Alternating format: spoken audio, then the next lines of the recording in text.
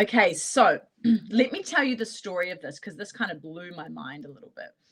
So the main claim comes from 2008, right? Where reports, and when it says reports, it's actually only one report that came out, primarily from the UK tabloid, the Daily Mail.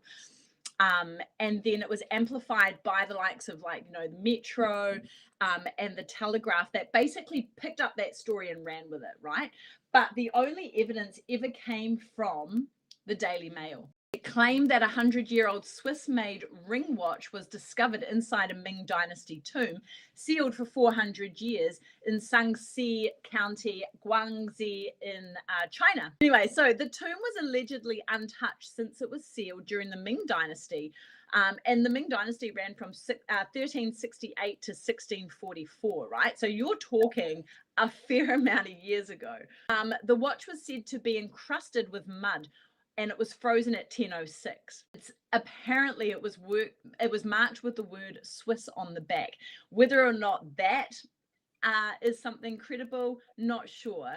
But basically it was discovered by a team led by a guy called Huang Yangyu, who was basically the former curator of the Zhangzi Autonomous Region Museum. Bumped into something like that and a piece of mud fell off.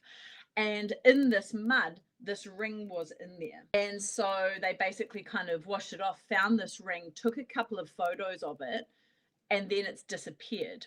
And that photo was one of the only images to come out from this tomb altogether, actually.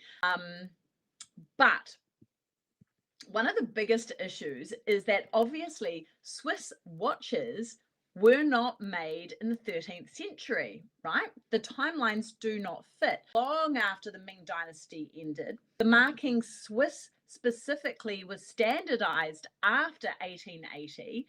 So, and basically into kind of 1920s, 30s, where they started marking all of their watches with the, Swiss. And the timelines just do not fit. So you then have to go, okay, it's either a hoax, Photoshop, or okay, maybe somebody took it with them to the archaeological dig site and dropped it in some dirt, or there was some way that whoever helped bury this emperor as a part of the Ming Dynasty put this relic in there somehow. So it all depends on what side of the fence you sit on.